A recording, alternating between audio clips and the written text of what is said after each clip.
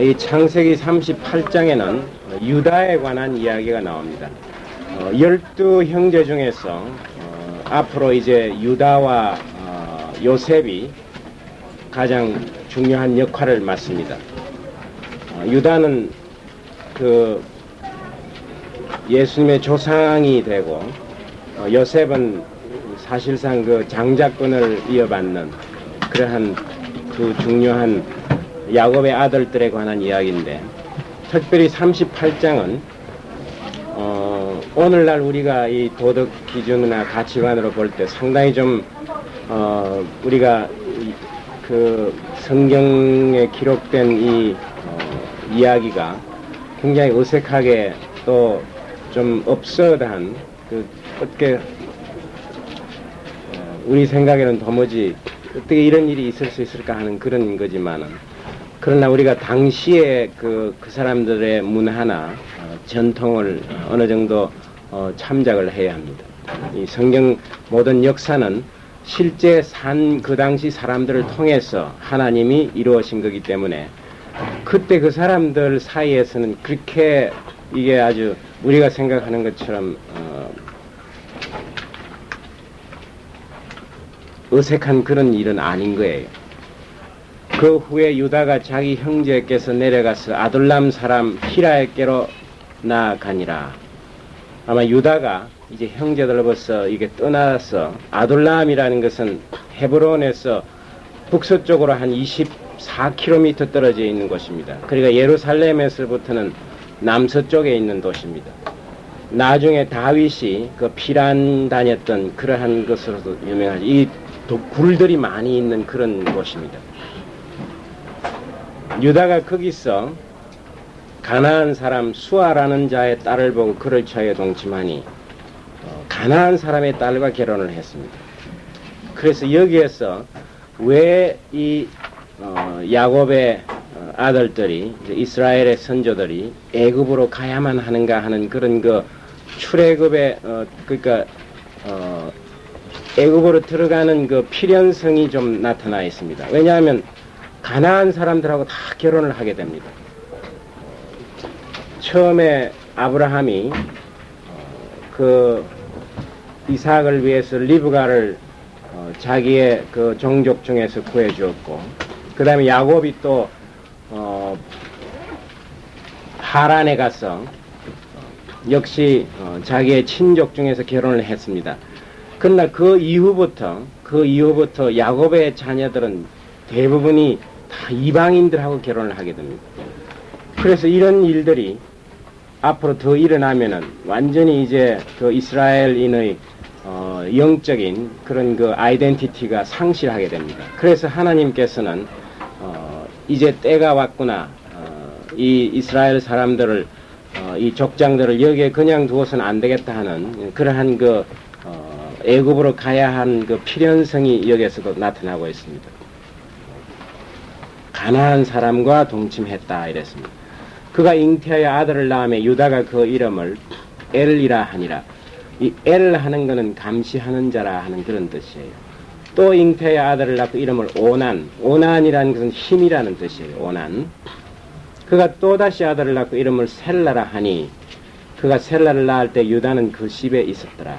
이 셀라를 낳을 때는 아마 유다가 그 집을 떠나 있었던 것 같습니다. 이 그 집은 아둘람 서쪽에 있는 조그마한 도시입니다. 유다가 장자 엘을 위하여 아내를 취하니 그 이름은 다말이더라. 다말이라는 건 원래 종려나무라는 뜻이에요. 그래서 다 가나안에서 그 며느리를 취합니다. 유다의 장자 엘이 여호와 목전에 악함으로 여호와께서 그를 죽이신지라. 무엇 때문에 이게 악했느냐 하는 것은 설명이 되어 있지 않지만은 우리가 나중에 보면 되게 성적인 문란이나 이런 것 같았어요. 유다가 오난에게 이르되 내 형수에게로 들어가서 남편의 아우의 본분을 행하여 내 형을 위하여 씨가 있게 하라. 그러니까 형이 장가가서 아들이 없는 상태에서 죽게 되면은 그 형의 대를, 형의 가문을 잇기 위해서 동생이 형수에게 그 형의 아들을 놓아서 형의 대를 잇게 하는 그러한 그 계대 결혼, 이거를 형사 취수라고 이렇게도 말을, 형이 죽으면은 그 형수를 취하는 그런 제도가, 이건 그 중동 지방에 있는 그러한 하나의 관습이었습니다.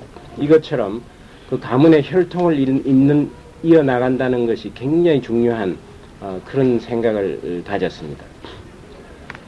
오난이 그 씨가 자기 것이 되지 않을 줄 알므로 형수에게 들어갔을 때 형에게 아들을 얻게 아니하려고 땅에 설정하매, 그러니까 이 오난은 그러한 그 형에 대한 사랑이나 이런 게 없습니다. 그 형의 씨를 대신해서 자기가 있게 해준다는, 그래서 장자를 낳아서 그건 형의 이제 후계가 되고 그 다음부터는 자기 아들이 됩니다. 그런데 그걸 피하기 위해서 땅에다가 설정을 했다 이겁니다. 그러니까 진뢰 사정을 한 거예요. 그래서 이 오난이라는 이게 영어 단어에 오나니즘 하면은 진뢰 사정하는 그러한 그걸 그 단어에 오나니즘이라 이런 새로운 단어가 생겼습니다. 그 소돔이 하는 게 그 남자와 남자 사이에 서로 동성연애 하는 그런 걸 영어에 소돔이라고 해요. 소돔이란 도시가 그렇게 이름이 악명이 높았고, 또 오난의 이러한 행위가 굉장히 있을 수 없는 행위였습니다. 너무나 자기중심적이에요. 자기가 형의 아들을 대신 놓아줌으로써 장자권을 뺏긴다는 그러한 아주 욕심, 그러한 것 때문에 당연히 해야 할 일을 하지 않았습니다. 그 일이 여호와 목전에 악함으로 여호와께서 그도 죽이시다. 그 하나님 보시기에 그러한 땅에 설정하는 그게 악하다 이겁니다. 형에게 그 대를 잇게 하려는 그러한 제도, 하나님이 주신 그런 신성한 제도를 인정하지 않는다는 뜻에서, 그러니까 아들이 첫 아들도 죽고 둘째 아들도 죽었습니다. 유다가 그 며느리 다말에게 이르되 수절하고 내 아비 집에 있어서 내 아들 셀라가 장성하기를 기다리라 하니, 셀라도 그 형들같이 죽을까 염려함이라 다말이 가서 그 아비 집에 있으니라. 그러니까 유다가 가만 보니까 아들이 셋 있는데 두 아들이 죽었어요.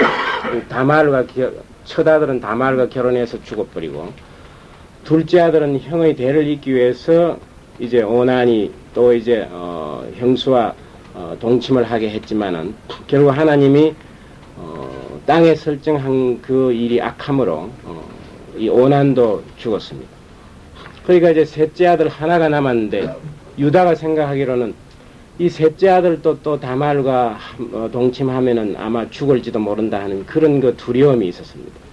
그러니까 아직 나이가 어리니까 장성하면 내가 너한테 기별을 할 테니까 친정에 가고 있거라 하고 그냥 쫓아낸 거나 마찬가지예요. 그러니까 아마 이 재수 없는 다말이다 이렇게 아마 유다가 생각을 했는지도 모릅니다. 얼마 후에 유다의 아내 수아의 딸이 죽은지라, 그러니까 유다가 상처를 했습니다. 유다가 위로를 받은 후에 그 친구 아들람 사람 히라와 함께 딥나로 올라가서 자기 양털 깎는 자에게 이르렀더니, 그러니까 이제 그 장례 절차가 다 끝난 이후에 위로를 받은 후에 한 그 말은 일정한 그 장례 예식이 끝난 뒤에 이제 양털 깎는 양털 깎는 그러한 잔치가 베풀어집니다. 이 양털 깎는 일은 굉장히 그 잔치를 하고 술을 먹고 아주 대단한 그런 하나의 행사였습니다. 그리고 상당히 그 시간도 걸리고, 그러니까 아마 상처한 후에 마음의 위로도 받을 겸 해서 양털 깎는 그 축제에 아마 참여를 했습니다. 혹이 다말에게 고하되 내 시부가 자기 양털을 깎으려고 딥나에 올라왔다 한지라. 그러니까 이 소식을 다말, 친정에 있는 다말에게 알려줍니다. 시아버지가 이제 딥나로 올라간다 하는 사실을. 그가 그 과부의 의복을 벗고 면박으로 얼굴을 가리고 몸을 휩싸고 딥나 길 곁 에나임 문에 앉으니, 이는 셀라가 장성함을 보아서도 자기를 그의 아내로 주지 않음을 인함이라. 그러니까 과부간 특별히 그 과부들이 입는 그런 아마 이 사람은 과부라 하는 것을 나타내는 그러한 의복이 있었던 것 같아요. 그 당시 과부는 보호의 대상이 되고 여러 가지 과부들이 이제 전쟁을 하고 이래가지고 많은 과부가 생기면 먹이 살리고 하는 그러한 그 사회적인 문제들도 많이 있었습니다. 그래서 성경에 보면 고아와 과부를 돌보라고 굉장히 그 구약이나 예수님도 많이 그런 말을 했습니다. 요즘하고는 다른 상황이에요. 과부가 되면 모든 권리가 하나도 없는 거예요. 그러니까 뭐 남의 동정을 이렇게 받고 사는 수밖에 없는 그러한 사회적인 그 지위가 아주 어려운 그런 상황에 있습니다. 그러니까 과부의 그 옷을 벗고 면박으로 얼굴을 가리고 이 천으로 얼굴을 다 가립니다. 이 면박으로 얼굴을 가리는 것은 창녀인 것을 이제 표시하기 위해서 그렇게 합니다. 그러니까 이런 신분을 분명히 해줍니다. 요즘도 창녀들 보면 어복이 완전히 다르죠. 가끔 그런 그 사진들을 보면은 특별한 그런 옷들을 입고 구별을 하는 거예요. 얼굴을 가리고 몸을 휩싸고 딥나 길곁, 그 길 옆에 에나임 문에 앉아 있다. 이 에나임 문이라는 것은 일종의 그 바알 신을 섬기는 그런 신전문을 말합니다. 그러니까 이 창녀들이 왜 신전문 앞에 앉아 있느냐 이라면은 그 당시에 그 창녀가 두 가지 종류가 있습니다. 일반 창녀가 있고 또 신전에서 하나 그 당시 그 바알 신이나 아스다롯 가나안 토속 신인데 바알과 아스다롯은 여신이에요. 그러한 그 신들을 섬기기 위해서 특별히 성별된 그런 그 신전 창녀가 있습니다. 그래서 이런 신전 창녀들은 성전 문 앞에서 이제 기다리고 있습니다. 그래서 이 15절에 보시면은 얼굴을 가리었으므로 유다가 그를 보고 창녀로 여겼다 이랬습니다. 창녀로 여기에 있는 창녀는 기생 라합도 창녀였죠. 그거하고 같은 그 조나라는 그런 히브리 말로 표시를 했습니다. 길 곁으로 그에게 나아가 가로되 청컨대 나로 내게 들어가게 하라 하니 그 자부인 줄을 알지 못하였습니다. 그 면박을 완전히 하고 있으니까 또 자기 며느리가 그렇게 기다리고 길목에서 기다리고 있을 줄은 전혀 상상을 할 수 없었습니다. 그러니까 아마 상처를 한 다음에 이 고향을 떠나와 가지고 아마 축제 때 이제 술도 마시고 그러니까 이제 여자가 아마 생각이 난 것 같아요. 그래서 되게 이 사람들이 고향을 떠나 가지고 딴 데 갈 때 너무나 자유한 마음을 가지고 온갖 것을 해보고 싶은 생각이 아마 들 수가 있을 거예요. 그래서 항상 고향을 떠날 때 이제 여러 가지 유혹이 있습니다. 그가 가로되 당신이 무엇을 주고 내게 들어오려느냐. 우리가 여행을 할 때도 아주 낯선 도시에 가면은 뭐 그냥 길거리에 앉아가지고 막 아이스크림도 사 먹고 왜냐하면 이런 데서 서울에서 하면 혹시 학생들이 그걸 보지 않나 또 목사님이 내 뒤에 있지 않나 이런 생각도 하는데 완전히 딴 동네에 가면은 자기의 이제 신분이 아무도 모를 때는 사람들이 평소에 하지 못하던 일을 하고 싶어 하는 거예요. 이게 너무 지나치면은 이 지금 유다처럼 이런 일도 할 수가 있습니다. 그래서 어떤 사람은 출장을 가자 말자 미국 사람들 이야기를 들었는데 그 도시에 있는 크리스찬 친구들한테 내가 출장 왔다고 전화를 다 그런 거예요. 그럼 그 사람들이 저녁에 와서 이게 같이 지나기도 하고 집으로 초대하고 그런 기회를 아예 만들지 않는 게 좋은 거예요. 그가 가로되 당신이 무엇을 주고 내게 들어오느니라. 그러니까 이 창녀랑 동침을 할 때는 그 값을 치러야 하는 거예요. 그러니까 무엇을 주겠느냐. 유다가 가로되 내가 내 떼에서 염소 새끼를 주리라. 그러니까 그 당시에 아마 창녀하고 동침하는 그 삭스로 염소 한 마리를 주게 되어 있는 것 같아요. 그가 가로되 당신이 그것을 줄 때까지 약조물을 주겠느냐. 그러니까 지금 염소를 몰고 안 왔으니까 외상으로 좀 안 되겠느냐 이거예요. 그 대신 네가 나중에 그 염소를 갚는다는 그 보증을 나한테 주라 이렇게 요청을 합니다. 그 아주 다말도 아주 그 단단히 지금 계획을 하고 있습니다. 근데 이 다말이 왜 이렇게 작전을 꾸몄느냐 하면은 그 앞에 이유가 있죠. 셀라가 장성함을 보아서도 자기를 그의 아내로 주지 않았음을 인함이다 이랬습니다. 지금 셀라가 이제 장성해서 충분히 결혼할 수 있는 나이임에도 불구하고 유다가 약속을 지키지 않았다 이겁니다. 시아버지가. 유다가 가로되 무슨 약조물을 내게 주랴. 그가 가로되 당신의 도장과 그 끈과 당신의 손에 있는 지팡이로 하라. 유다가 그것들을 그에게 주고 그에게로 들어갔더니 그가 유다로 말미암아 잉태하였더라. 그러니까 마침 보니까 도장은 이는 반지처럼 될 수도 있고 이걸 또 목에다가 걸고 다닙니다. 이 도장을 항상 가지고 다닙니다. 남자는 가장인 경우에.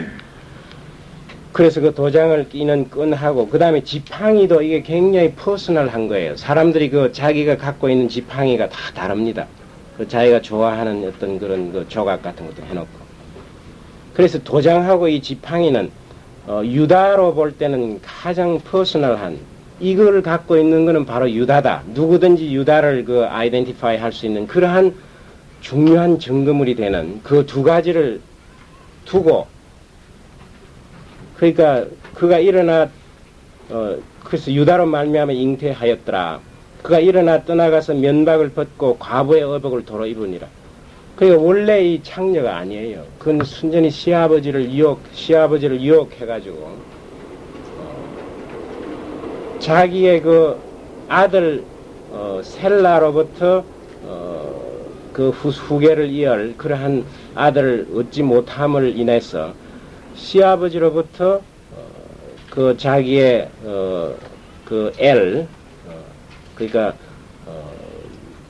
그 엘의 후손을 이어나가겠다는 그 다말의 아주 그 집착이 여기에 나타나 있습니다. 어떻게 하더라도 내가 이 유다의 그 씨를 내가 이어나가겠다 하는 그러한 그 요즘 같으면 대단히 비난받을 일이지만은 성경에서는 이 다말을 하나도 비난을 하지 않아요. 오히려 유다를 잘못했다고 합니다. 왜 약속을 지키지 않았느냐고. 그래서 이런 그 윤리관이 요즘 우리와는 다릅니다. 물론 이 크리스찬 윤리관으로 볼 때 이건 도저히 있을 수 없는 일이에요.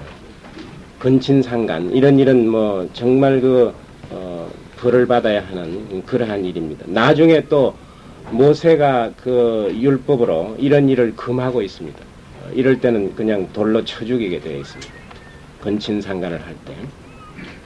그가 일어나서 떠나가서 면박을 벗고 과부의 의복을 도로 입으니라. 그러니까 상습적인 그런 창녀가 아니었다는 것을 나타내줍니다.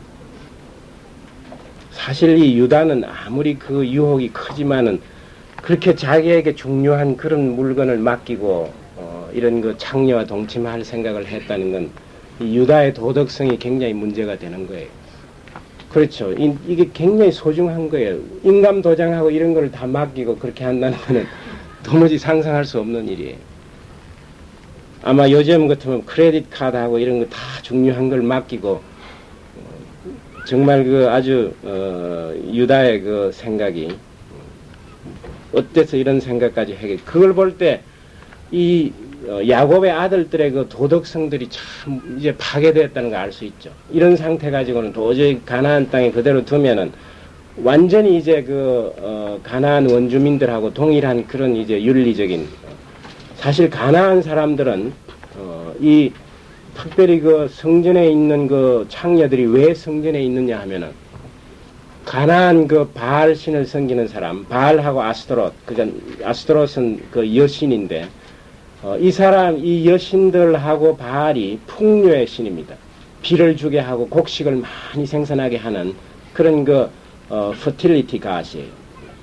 그래서 그 신 앞에서 성전 안에서 성전 창녀하고 성행위를 하는 거예요.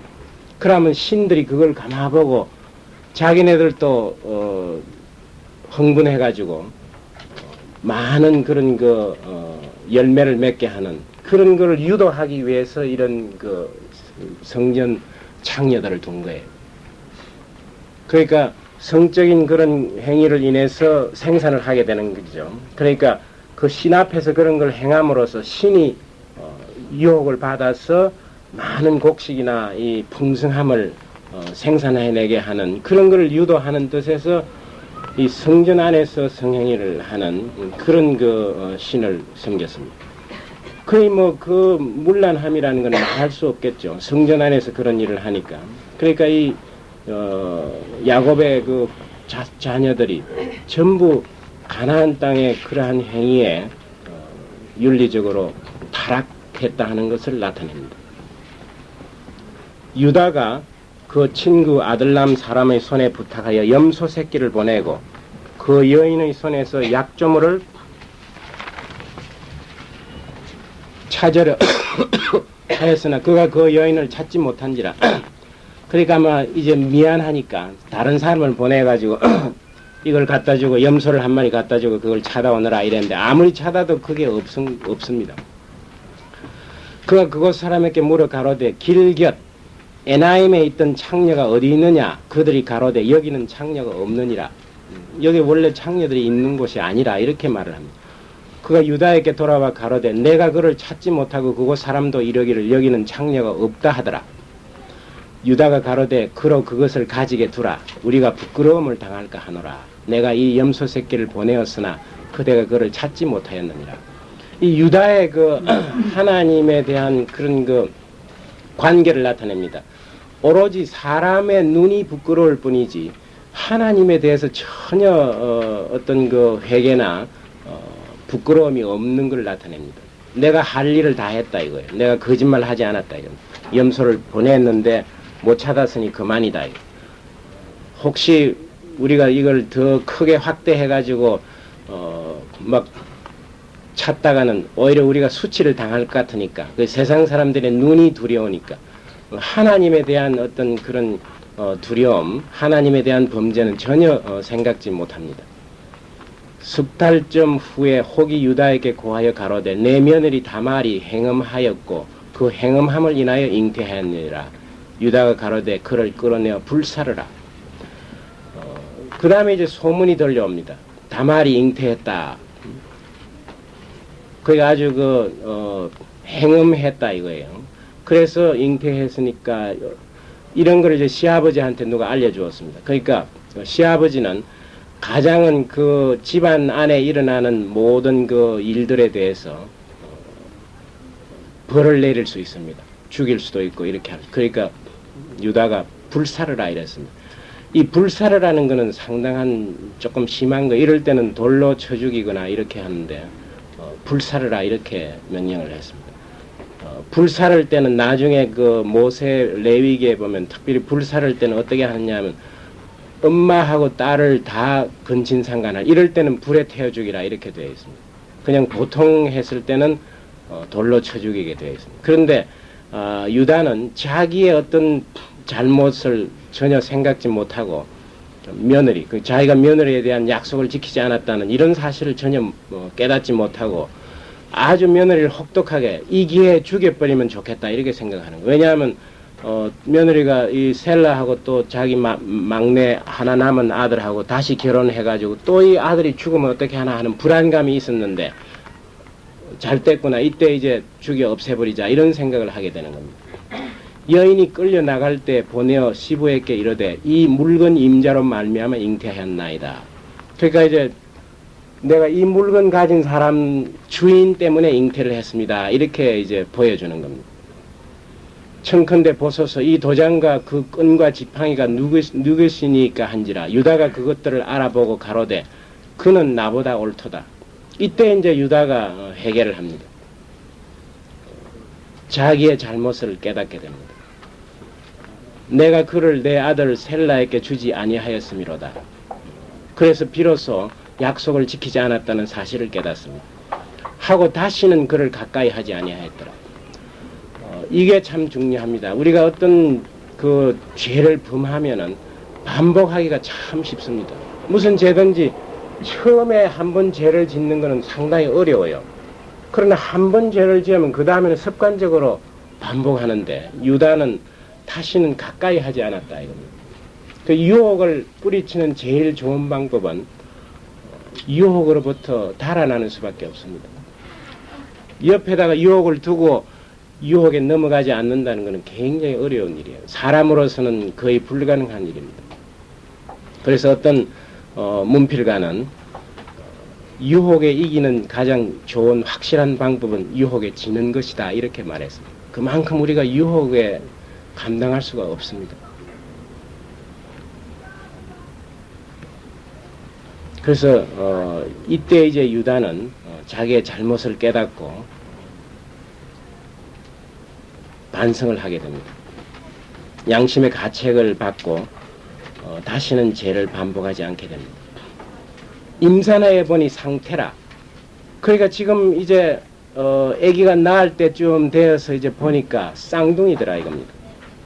해산할 때 손이 나오는지라 산파가 가로되 이는 먼저 나온 자라 하고 홍사를 가져 그 손에 메었더니, 이게 아기가 나올 때 머리가 나와야 되는데 손이 먼저 나온다는 것은 이게 상당히 아마 잘못되어 가는 현상이에요. 그러나 산파가 손이 나올 때 얼른 손에다가 빨간 실을 매준 거예요. 그 왜 그러냐면 쌍둥이니까 누가 먼저 나오느냐가 굉장히 중요합니다. 왜냐하면 장자하고 차자하고는 재산, 유산도 두 배를 가지고 반만 갖게 되고, 또 집안의 모든 영적인 그런 유산도 장자가 갖는 거예요. 그러니까 산파가 얼른 그 손에다가 빨간 실을 하나 매달아 준 겁니다. 이게 장자다. 하여튼 세상에 먼저 손을 밀었으니까. 그 손을 도로 들이며 형제가 나오는지라 산파가 가로되 네가 어찌하여 터치고 나오느냐 한고로 그 이름을 베레스라 불렀다. 그러니까 이제 나중에 이제 도로 정상적으로 아마 베레스가 이제 머리를 먼저 내밀고 나왔습니다. 그래서 이 베레스란 이름은 he who breaks through, 이렇게 터치고 나오는 자라 하는 그런 뜻으로 베레스라고 이름을 불렀습니다. 그 형제 곧 손에 홍사가 있는 자가 뒤에 나오니 그 이름을 세라라 불렀더라. 그래서 이 베레스는 나중에 예수님의 조상이 됩니다. 그러니까 다윗의 조상이 되고 예수님이 베레스를 통해서, 여기 보면 참 어떻게 예수님은 하필 이런 그 참 죄악, 범죄가 잉태한 그러한 사람들을 조상으로 했느냐. 왜냐하면 예수님의 조상이면 좀 거룩하고 깨끗한 사람들로 이어졌으면 좋겠다 하는 이런 생각이 들죠. 그게 바로 이 예수님을 통한 구원의 비밀이 그게 있습니다. 사실 우리가 아브라함의 후손이기 때문에 우리가 다 죄인이에요. 이러한 그 죄인임에도 불구하고 구원은 오로지 하나님의 자비, 하나님의 은혜로서만 가능하다 이겁니다.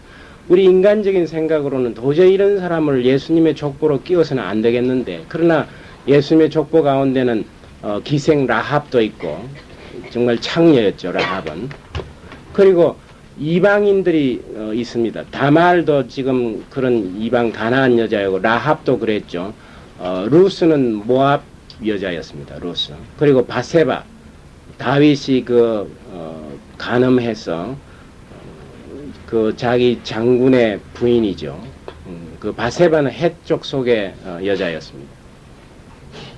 그래서 이러한 정말 죄로 말미암아 잉태한 그런 사람까지도 구원의 손길이 있을 거라 하는 것을 예수님이 그 족보를 통해서 우리에게 가르쳐 줍니다.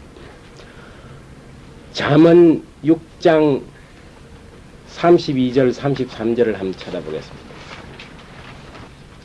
이 유다가 이제 그 간음하는 그 정혼한 사이가 아닌 사람 사이에서 성행위를 하는 걸 간음이라고 합니다. 부녀와 간음하는 자는 무지한 자라. 이것을 행하는 자는 자기의 영혼을 망하게 하며 상함과 능욕을 받고 부끄러움을 씻을 수 없게 된다. 이렇게 잠언에서 말을 하죠. 그리고 이런 유혹이나 이런 게 있을 때 어떻게 뿌리칠 것인가. 그걸 시편 1장 1절에 한번 보면은 그게 아주 좋은 겉면의 말씀이 있습니다. 사람은 악인의 꾀를 쫓지 아니하며 죄인의 길에 서지 아니하며, 그러니까 죄인의 길에 서지 않아야 되는 거예요. 어떤 환경을 만들어 놓고 거기에서 막 이렇게 빠지지 않으려고 하는 것은 그건 우리 인간으로서 불가능한 일입니다. 그 죄인의 길에 서지 않는 것. 그래서 우리가 이 주위에 믿는 사람들하고 교제를 하고 차츰차츰 이제 세상 사람들과 같은 길에 서지 않아야만 죄에 빠지지 않게 된다는 게 바로 그런 뜻입니다. 죄인의 길에 서지 않아야 한다는 겁니다. 그 다음에 이제 요셉 이야기가 나옵니다. 거기에서 한 민족을 이루게 하려는 그러한 그 하나님의 섭니다 이겁니다. 여호와께서 요셉과 함께 하심으로 그가 형통한 자가 되었다. 그러니까 가나안 땅에서만 함께 하신 게 아니라 애국에까지 내려가시는 여호와 하나님을 알 수가 있습니다. 어디를 가든지 항상 함께 하시는 여호와 하나님. 그리고 하나님이 함께 하심으로써 요셉이 형통한 자가 되었다 이겁니다. 그 주인 애굽 사람의 집에 있으니 그 주인이 여호와께서 그와 함께 하심을 보며 또 여호와께서 그의 범사에 형통케 하심을 보았더라. 하나님이 함께 하신다는 사실을 요셉을 통해서 주인도 알게 되었다 이겁니다. 요셉이 그 주인에게 은혜를 입어 섬김에 그가 요셉으로 가정 총무를 삼고 자기 소유를 다 그 손에 위임하니 요셉이 온 다음부터는 만사가 형통해지는 겁니다. 집안의 모든 일이 잘 되고 그래서 그 주인이 요셉을 가정의 총무로 삼았습니다. 이 가정 총무로 삼는다는 것은 조그마한 하나의 일을 맡았지만 나중에 국무총리가 되는 그러한 하나의 실습이에요. 우선 집안부터 잘 다스려야만 중책을 맡길 수가 있습니다. 그래서 나중에 이 요셉이 애굽의 국무총리가 되는 그러한 일의 시작이 여기서부터 출발한 겁니다. 그가 요셉에게 자기 집과 모든 소유물을 주관하게 한 때부터 여호와께서 요셉을 위하여 그 애굽 사람의 집에 복을 내리심으로 여호와의 복이 그의 집과 밭에 있는 모든 소유에 미친지라. 우리가 창세기 12장을 한번 보시겠습니다. 창세기 12장. 이 복의 근원이 뭔가 하는 거. 아브라함과 하나님이 약속하신 것이 요셉을 통해서 실현되었다는 야곱을 통해서도 그 외삼촌 라반이 굉장히 재물이 늘어났죠. 12장 2절을 보시겠습니다. 내가 너로 큰 민족을 이루고 내게 복을 주어 내 이름을 창대케 하리니 너는 복의 근원이 될지라. 너를 축복하는 자에게는 내가 복을 내리고 너를 저주하는 자에게는 내가 저주하리라. 땅의 모든 족속이 너를 인하여 복을 얻을 것이니라. 이 아브라함에게 한 약속이에요. 이 약속이 야곱을 통해서 나타났습니다. 외삼촌 라반과 야곱이 함께 있을 때 그 라반이 얼마나 재산이 늘어난지 모릅니다. 세상적인 복을 받았습니다. 마찬가지로 애굽의 노예로 팔려온 요셉이 요셉 때문에 그 주인이 크게 복을 받는 그 복의 근원이 되리라 한 하나님이 아브라함에게 한 그 약속이 실제 일어났습니다. 이것처럼 성경은 이미 말씀하신 하나님의 약속이 그대로 실천된다는 사실을 쭉 기록한 게 바로 성경책입니다. 주인이 그 소유를 다 요셉의 손에 위임하고 자기 식료 외에는 간섭하지 아니하였더라. 이 먹는 거는 이스라엘 사람하고 애굽 사람하고 상당히 다릅니다. 모든 절차가. 그래서 먹을 때는 따로 먹어요. 요셉이 국무총리가 된 다음에도 애굽 사람하고 같이 음식을 나누지 않았습니다. 그러니까 유대인들은 특별한 요리법이 있습니다. 지금도 정통 유대인들은 절대로 남의 집에 가면 아무거나 안 먹어요. 이 요리를 제대로 했는지 안 했는지 확인할 수가 없으니까. 그래서 그 랍비한테 이 랍비들이 하는 일 중에 대부분의 큰 일은 물론 여러 가지 가르치고 하는 일도 있지만 이 음식 장만하는 모든 절차가 합법적인가 아닌가 이런 거를 랍비한테 물어봅니다. 전화해가지고 이렇게 뭘 잡았는데 이거 먹어도 되는 건지 안 되는 건지 이런 식으로 죽여가지고 피를 다 뽑아버리고 피가 있으면 안 되는 거예요. 그리고 목을 따서 피를 다 흘린 다음에 그 다음에 이제 특별한 그런 요리법으로 하되 또 아무 음식이나 먹는 게 아니죠. 그래서 같이 음식을 먹지 않은 그러니까 주인 먹는 음식 외에는 다 요셉에게 맡겼습니다. 마치 아브라함 때 엘리에셀이라는 그런 종한테 모든 것을 아브라함이 맡겼듯이 이만큼 주인의 신용을 얻었습니다.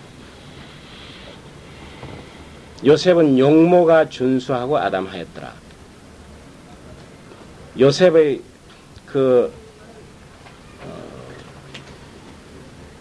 할머니가 누굽니까? 리브가였죠. 리브가가 아주 미인이 있어요.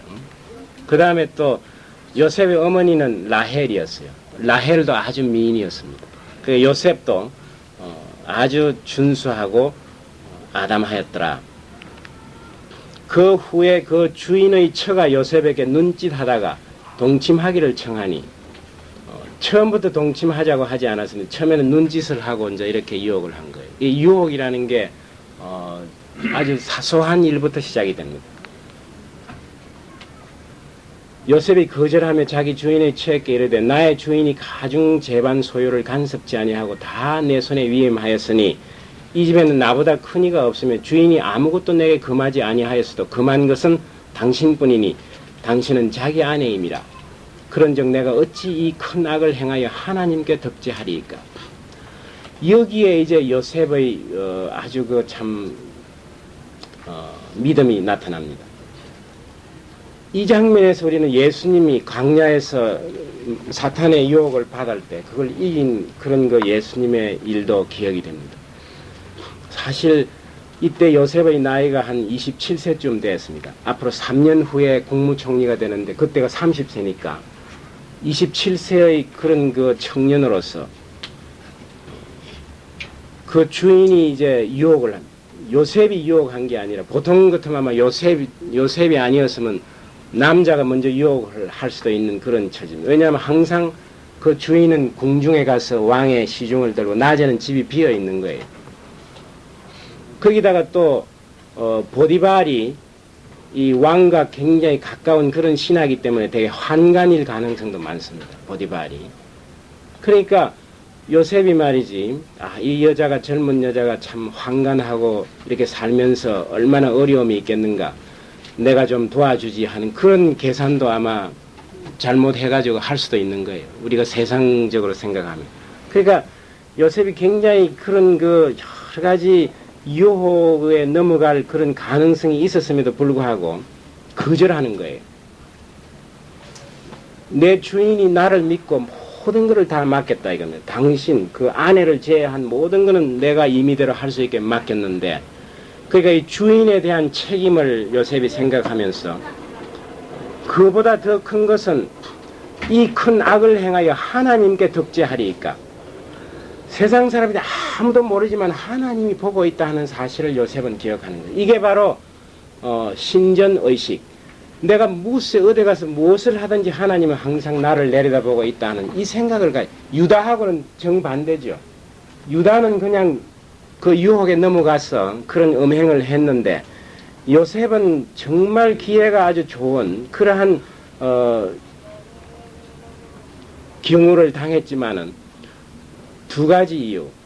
자기는 종으로서 주인이 자기에게 준 그 신뢰를 배반할 수 없다는 그러한 그 세상적인 투철함과, 그보다도 더 한 가지는 아무도 들키지 않더라도 하나님께 덕지한다 하는 그런 생각이에요. 우리가 죄를 짓지 않는 가장 그 좋은 방법 중에 하나는 밤이나 낮이나 땅속으로 들어가나 하늘로 올라가나 언제든지 하나님이 나를 내려다보고 계신다 하는 그런 생각. 그걸 신전의식이라 이렇게 아마 번역 그런 용어로 표시를 합니다. 항상 하나님 앞에 내가 서 있다 이거. 하나님이 나를 내려다보고 계신다 하는. 우리가 보면 모세도 그런 실패를 했죠. 주위를 둘러보고 아무도 없으니까 40세 때 사람을 하나 죽여버렸죠. 하나님은 보고 있다는 사실을 모세도 그때 미처 몰란 겁니다. 다윗도 바세바하고 간음할 때 뭐 아무도 안 보고 자기가 왕이니까 제멋대로 하는데 하나님은 그걸 다 알고 계셨다는 거예요. 그걸 실수한 거예요. 그러나 욥이나 다니엘, 사무엘 같은 이런 또 사람들은 항상 그 하나님이 지키고 있다 하는 그런 생각 때문에 그런 유혹에 견뎌낼 수가 있었습니다. 이 덕지한다 하는 이거는 죄를 짓는다는 것은 빗나간다 이 말입니다. 관역에 맞지 않고 빗나간다. 그러니까 하나님이 나에게 이렇게 하라고 한 그 목표, 지시, 거기에 빗나간다 이겁니다. 잘못된다 하는 뜻입니다. 여인이 날마다 요셉에게 청하였으나 요셉이 듣지 아니하여 동침하지 아니할 뿐더러 함께 있지도 아니하니라. 이 함께 있지도 아니했다. 이게 참 좋은 말씀이에요. 우리 목사님이 전에 연예인 교회 할 때 그런 예를 많이 들으셨는데, 서로 사랑해서는 안 될 사람이 손을 잡고 와가지고, 우리가 서로 사랑하지 않아야 되는데, 목사님 어떻게 하면 좋겠습니까? 사랑하지 않아야 되면 손을 놓고 헤어져야 되는 거 아니겠어요? 그게 손을 붙들고 자꾸 그렇게 말을 한다는 거예요. 이런 그 자리에 함께 하지 않는 게 참 중요합니다. 이 유혹이라는 거에 사람이 다 이렇게 사실 순간적으로 그런 마음이 안 생길 수가 없는 거예요. 그러나 계획적으로 그걸 계속 추구함으로 인해서 죄에 빠지게 되는 거예요. 그러니까 가령 어떤 여자를 보고 그 다음에는 그 여자가 그게 오나 안 오나 골목에 가서 기다리고 하는 그런 일이 이제 계속되면 문제가, 아예 이제 코스를 바꿔가지고 나는 이제 이쪽 길로 가겠다. 그렇게 하면 되는데 그걸 못 하는 거예요. 그 10계명 중에 제일 지키기 어려운 게 뭐 살인하지 마라 이런 거는 안 했다 하고 모두 나서겠죠. 도둑질도 안 했다. 그러나 내 이웃의 부인을 탐하지 말라. 소나 뭐 이웃의 아내를 탐하지 말라. 이거를 참 지키기가 제일 어렵다고 고백을 하는 거예요. 사람들마다. 그래서 우리가 성경을 보면은 그런 여자들 문제 때문에 완전히 참 망하고 하는 거가 엄청나게 많습니다. 그가 나의 소리 질러 부름을 듣고 그 옷을 내게 버려두고 도망하여 나간, 그 위에, 예. 그러할 때 요셉이 시무하러 그 집에 들어갔더니 그 집 사람은 하나도 거기 없었더라. 그러니까 이 시무를 안 할 수는 없습니다. 그게 이제 사물을 보려고 집에 들어갔는데 사람이 하나도 없는 거예요. 아마 바세바의 아내가, 보디발의 아내가 그렇게 다 이렇게 미리 사람을 쫓아내버리고 이제 오늘 내가 결단을 내야 하겠다 하고 계획을 짜놓은지도 모릅니다. 그 여인이 그 옷을 잡고 가로되 나와 동침하자. 요셉이 자기 옷을 그 손에 버리고 도망하여 나가매. 그러니까 이 옷을 그냥 버리고 도망한다는 거, 이게 중요한 일이에요. 뭐 옷 챙겨가지고 다 이렇게 천천히 하는 게 아니라 워낙 급하니까 옷을 그냥 그대로 두고 포기하고 가는 거예요. 그가 요셉이 그 옷을 자기 손에 버려두고 도망하여 나감을 보고 집사람들을 불러서 그들에게 이르되 보라, 주인이 히브리 사람을 우리에게 데려다가 우리를 희롱케 하도다. 그가 나를 급관코자 내게로 들어오기로 내가 크게 소리 질렀더니, 그러니까 사랑하다가 그게 이제 성취가 안 되면 그게 아주 심한 질투로 바뀌고 미움으로 바뀌는 거예요. 그래서 그 옷을 증거로 해가지고 이 히브리 사람이라는 거는 유대인을 부를 때 이스라엘 유대인 자신들은 히브리 사람이라고 안 그러면 자신들은 자기를 이스라엘이라고 그래요. 이스라엘 백성. 근데 누가 히브리 사람이라고, 외국 사람들이, 이방인들이 유대인들을 히브리 사람이라고 이렇게 부릅니다. 이거는 이스라엘 사람들을 조금 이렇게 낮추어서 물 건너온 사람이 말이에요. 원래 여기 살던 사람이 아니라 메소포타미아 강, 그 물을 건너온 티그리스 유프라테스 강을 건너온 그런 사람들이라는 뜻으로 히브리 사람이라 이렇게 불렀습니다. 우리가 성경에도 히브리서라는 책이 있죠. 이 히브리서는 신약에 있는 구약이에요. 구약을, 왜냐하면 유대인들이 상향사방 흩어져 가지고 구약을 하나도 모르는 거예요. 나중에 보니까.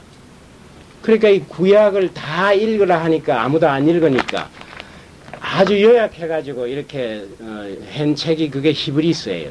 그 왜 이름을 히브리라고 이렇게 붙였냐 하면은 가나안 땅에 대한 그 당시 로마, 아프리카 막 다 흩어져서 살았습니다. 유대인들이.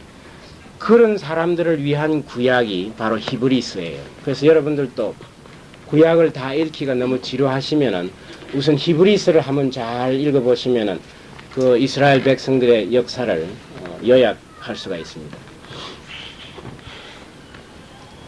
그래서 이 히브리 사람이 우리 집에 이 들려온 히브리 사람 때문에 내가 이제 큰 봉변을 당했다 하고 모함하는 겁니다. 그 옷을 곁에 두고 자기 주인이 집으로 돌아오기를 기다려. 이 옷, 요셉은 옷 때문에 두 번 그 거짓말 대상이 됩니다. 한 번은 그 옷을 피해 담궈 가지고 요셉이 죽었다고 야곱한테 자기 형제들이 할 때 하면, 여기에 또 옷 때문에 또 하면 당하는 거예요. 이 옷이 증거다 하고 이거 내놓는 거예요. 이 말로 그에게 고하여 가로되 당신이 우리에게 데려온 히브리 종이 나를 희롱코자 내게로 들어왔기로 내가 소리질러 불렀더니 그가 그 옷을 내게 버려두고 도망하여 나갔나이다. 주인이 그 아내가 자기에게 고하기를 당신의 종이 내게 이같이 행하였다 하는 말을 듣고 심히 노한지라. 이에 요셉이 주인의 그를 잡아 옥에 넣으니 그 옥은 왕의 제수를 가두는 곳이었더라. 근데 이 감옥이 보통 감옥이 아니에요. 왕의 죄수. 그러니까 일반 잡범들이 아니라 높은 그 장관들이나 이런 사람들이 왕의 어떤 미움을 받을 때 가두어 놓는 곳이에요. 이 왕의 감옥에 있기 때문에 나중에 바로를 만나게 돼가지고 국무총리가 되는 거예요. 그러니까 하나님은 우리 인간들이 하는 이런 일 가운데서 하나님 계획이 있는 거예요. 훈련을 시키고 그 다음에 바로 왕하고 만날 수 있는 기회를 이 감옥에서 만드는 겁니다. 그래서 하나하나 우리 인간 역사 뒤에는 하나님의 그 계획과 섭리가 하나하나 치밀하게 이루어져 가고 있는 과정이에요. 그 대개 사람들이 표면에 나타난 것만 보고 굉장히 낙담하는 거예요. 그렇죠. 지금 이 나중에 하나님이 어떻게 할 계획을 하나도 모르는 상황에서 막 땅을 치고 통탄할 거예요. 내가 지금 이 형들의 미움을 받아가지고 애굽의 노예로 팔려간 것만 해도 억울한데 이 무슨 꼴이냐 이거예요. 내가 이제 감옥으로 무고한 혐의, 그것도 죄가 있으면 모르는데 아무 죄 없는 무고한 혐의로 가면, 여기에 우리가 그 예수님과 참 비슷한 점이 있죠. 예수님이 십자가에 못 박혀 가시기 전에 그 빌라도가 막 신문하고 할 때 답을 안 했습니다. 변명하려고 하지 않았어요. 그냥 그대로 정말 그 도수장에 끌려가는 양처럼 아주 그 순하게 그렇게 행했습니다. 이 사람이 죄를 뒤집어 씌웠을 때 어떻게 나오느냐, 이게 이제 크리스찬인지 난 크리스찬, 예수님과 닮았나 안 닮았나 아는 거예요. 여러분들 그런 거가 참 중요합니다. 내가 조금 잘못했었는데 누가 잘못했다고 지적해도 화가 나죠. 그만 덮어둘 일이지 그걸 꼬집꼬집 하는, 자기가 하나도 잘못 안 했는데 막 뒤집어 씌우면 아마 칼을 들고 대들 거예요. 이런 말이지. 어디 나를 근데 이 예수님도 그랬고 요셉도 그래서 한마디도 변명하지 않았어요. 그냥 그대로 감옥으로 가는, 이게 바로 예수 믿는 사람의 일이에요. 모든 판단은 하나님에게 그럼 어떻게 이렇게 할 수 있느냐 이거예요. 억울해서. 판단은 오로지, 심판은 하나님에게 맡기는 거예요. 그게 바로 하나님에 대한 믿음이에요. 우리 인간이 절대로 공평하게 할 수 없다. 오로지 최후의 심판은 하나님이 하신다는 그런 생각이 있기 때문에 가능한 거예요. 사실 이 당시에 그 보디발이 그냥 그 자리에서 목을 쳐버려도 되는 거예요. 이 노예는 자기 주인이 죄를 범하면 현장에서 처형하는 거예요. 재판도 받고 이렇게 안 합니다. 그러나 보디발은 아마 이런 생각이 있었는지 아마 자기 아내 평소의 소행을 볼 때 이게 뭔가 정인이 있어야 되는데 옷만 말할 수 없는 옷이 정인이다 이거예요. 그러니까 보디발이 아마 조금 더 두고 봐야 되겠다고 감옥에 집어넣어 놓은 거예요. 이것처럼 우리가 평소에 이런 그 주인에 대한 신임을 참 얻는 거, 이 세상 살아갈 때 우리가 남을 위해서 일할 때 이만큼 신의를 얻으면은 생명도 구할 수 있다 이거예요. 죽음으로부터 면할 수 있는 거예요. 만약에 요셉이 뭐 제대로 일도 안 하고 이랬으면 그 자리에서 그냥 칼로 쳐 죽였을 겁니다. 그래서 우리가 세상 사는 것도 참 중요한 거예요. 이에 요셉이 주인이 그를 잡아 옥에 넣으니 그 옥은 왕의 제수를 가두는 곳이었더라. 요셉이 옥에 갇혔으나 여호와께서 요셉과 함께 하시고 감옥에까지 함께 하시는 하나님이에요. 그러니까 아마 끝까지 하나님이 함께 하십니다. 인자를 더하사, 그러니까 요셉이 낮아지면 낮아질수록 더욱더 하나님은 자비 은혜를 베푸십니다. 전옥에게 은혜를 받게 하시며, 전옥은 감옥을 총괄하는 그런 지경입니다. 전역의 옥중제수를 다 요셉의 손에 맡김으로 그 재반 사무를 요셉이 처리하고, 그러니까 감옥에 가서도 너무 일을 충실히 하니까 전옥이 야 네가 이제 좀 맡아서 하라 이렇게 하는 거예요. 사람이 이러기가 어렵죠. 우리 같으면 감옥에 가면 어떻게 하겠어? 막 욕하다가 그 다음에는 이제 비통에 빠져가지고 아무것도 안 하고 밥도 안 먹고 아마 신세 탈행해가지고 막 내가 죽었으면 좋겠다, 이런 상태 가지고 우리가 성공할 수 없습니다. 어디에 집어넣든지 간에 말딱 일어나는 거예요. 왜냐하면 원망하지 않고 하나님의 희망을 걸기 때문에 아무데 가더라도 하나도 흐트러짐이 없는 거예요. 누가 요셉을 아무리 사람이 요셉을 어렵게 만들려고 해도 요셉은 하나도 어려움을 안 당하는 거예요. 그게 우리 믿는 사람이 그래야 됩니다. 나를 돈으로 매수하려고 하고 온갖 유혹을 하더라도 아무 변화가 없고, 어려움을 주더라도 변화가 없고, 그러면 그 사람이 화가 굉장히 날 거예요. 내가 돈을 되게 주면 다 내 사람이 되는데 이놈은 돈 가지고도 매수가 안 되고, 또 어려움을 막 주면 항복하고 이제 안 그러겠습니다 하는데 아무리 어려움을 줘도 절대로 그렇게 안 하거든요. 그러니까 우리가 이 요셉의 그 살아가는 태도가 크리스찬으로서 사회에 대해서 이렇게 임해야 돼요. 무슨 박해가 오고 억울해도 사람들을 탓하지 말고 하나님께 모든 걸 맡기고 기다리는 그러한 요셉입니다. 전옥은 그의 손에 맡긴 것을 무엇이든지 돌아보지 아니하였으니 이는 여호와께서 요셉과 함께 하심이라. 여호와께서 그의 범사에 형통케 하셨더라. 이게 바로 감옥 생활을 하는 요셉의 그러한 모습입니다. 기도하겠습니다. 하나님 아버지, 우리가 역사의 주인인 것처럼 세상에 드러나는 것만을 보고 따지고 성공이냐 실패냐 이렇게 우리가 생각하기 쉬운데, 우리가 요셉의 역사를 볼 때 그 뒤에 하나님의 숨은 손길이 항상 있음을 깨닫습니다. 하나님 아버지, 우리의 인생을 살펴볼 때 항상 표면에 나타나는 그러한 상황만 보지 않고 뒤에 역사하시는 하나님의 손길을 보고 어려움을 당할 때도 하나님을 의지하는 그러한 믿음을 가질 수 있도록 축복하여 주시옵소서. 예수님 이름으로 기도하였습니다. 아멘.